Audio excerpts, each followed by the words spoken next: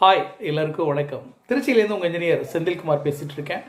நம்ம வீடு 2021. நம்ம இன்றைக்கி பார்க்க போகிற ஒரு சின்ன விஷயம், நம்ம வீட்டில் நம்ம கட்டக்கூடிய டேங்க்ஸ், உதாரணத்துக்கு செப்டிக் டேங்க்கு, இல்லை கீழே கட்டக்கூடிய ஃப்ளோர் சம்போ, இல்லை மேல்நிலை தொட்டி, ஓவர் ஹெட் டேங்க், எதாக இருந்தாலும் அதோடைய அளவை வச்சு அதோடைய கொள்ளளவு என்ன, அது எத்தனை லிட்டர் வரைக்கும் அது கொள்ளும் அப்படிங்கிறத நாம் எப்படி தெரிஞ்சுக்கிறது அப்படின்னு ஒரு எளிமையான ஒரு கேள்வி மக்கள் மனசில் இருக்குது. நண்பர்கள் அந்த கமெண்ட்டில் கூட கேட்டிருந்தாங்க. இது எப்படி கணக்கு பண்ணுறதுங்கிற அந்த சின்ன விஷயத்த இந்த வீடியோவில் தெரிஞ்சுக்கலாம்.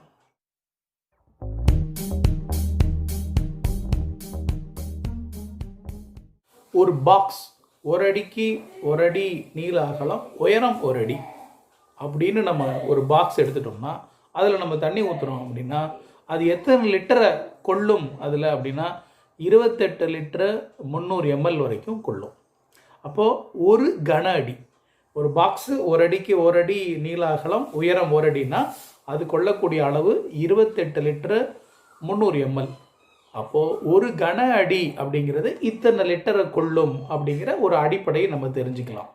இப்போ நம்ம டேங்க்குடைய அளவு என்ன அப்படின்னு நம்ம பார்த்துட்டு அதோடைய அந்த வால்யூம்னு சொல்கிறது, எத்தனை கன அடி இருக்குது அப்படின்னு கண்டுபிடிச்சோம்னா, எத்தனை கன அடி நம்ம கண்டுபிடிச்சிட்டு இன்ட்டு 28.3 போட்டால் எத்தனை லிட்டர்னு தெரிஞ்சிருப்போம்.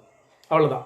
இப்போ உதாரணத்துக்கு நம்ம டேங்க்குடைய அளவு நீள அகலம் ஒரு 6 அடிக்கு 5 அடி இருக்குது அப்படின்னா அது 6 × 5 30 சதுர அடி அந்த பரப்பளவு இருக்குது. உயரம் இன்னொரு 6 அடி உயரத்தில் அந்த டேங்கை பண்ணுறோம். இது எல்லாமே உள்ளளவு. உயரம் 6 அடி இருக்குது அப்படின்னா 30 × 6 180.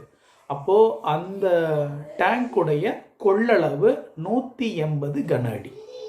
அப்போ 180 கன அடினா இது எவ்வளவு லிட்டர் கொள்ளளவு? அந்த 180 × 28.3. அவ்வளோதான். இதுதான் அந்த டேங்க்குடைய கொள்ளளவு. நம்ம டேங்க் எப்படிப்பட்ட அளவுகளில் இருந்தாலும் பெரும்பாலும் நம்ம கட்டுற டேங்க் எல்லாமே இந்த மாதிரி செவ்வக வடிவத்தில் அந்த நீள அகலம் வச்சுக்கிட்டு உயரம் கட்டுறோம். நம்ம இந்த டேங்க்குடைய உள் அளவுகளை மட்டும் நம்ம எடுத்து நீள அகலம் உயரத்தை பெருக்குனா கிடைக்கக்கூடிய நம்பர் கூட 28.3 பெருக்கி வர்றது தான் அந்த டேங்க்குடைய கெப்பாசிட்டி லிட்டரில் விஷயம். இவ்வளோதான்.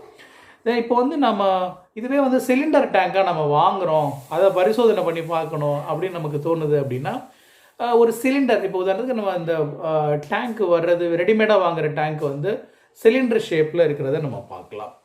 அப்போது அதோடைய கொள்ளளவு எப்படி கணக்கு பண்ணுறது அப்படின்னா அது சாதாரண ஒரு கணிதம் தான்.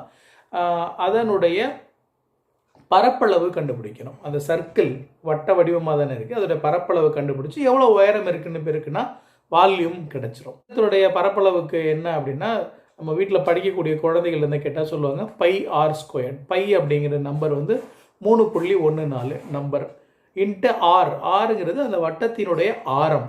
உதாரணத்துக்கு ஒரு 3 அடி அந்த டயமீட்டர் இருக்குது, உள்கூடு அளவு வட்டத்துடைய உள்கூடு 3 அடி இருக்குது அப்படின்னா ஆர் அப்படிங்கிறது அதில் பாதி, அந்த விட்டத்தில் பாதி ஆரம்னு சொல்கிறது. ஸோ அது 1.5. உதாரணத்துக்கு 3 அடியாக இருந்தால் அது 1.5ன்னு சொல்கிறேன். 1.5 ஸ்கொயர்டு. இது அந்த வட்டத்தினுடைய பரப்பளவு கிடச்சிரும்.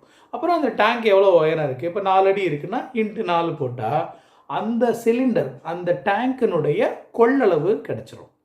அதை நம்ம 28.3 நம்ம மல்டிப்ளை பண்ணோம்னா அதோடைய கொள்ளளவு லிட்டரில் எவ்வளோன்னு தெரிஞ்சிருப்போம்.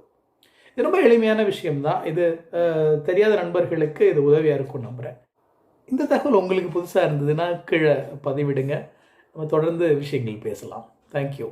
Thanks for watching.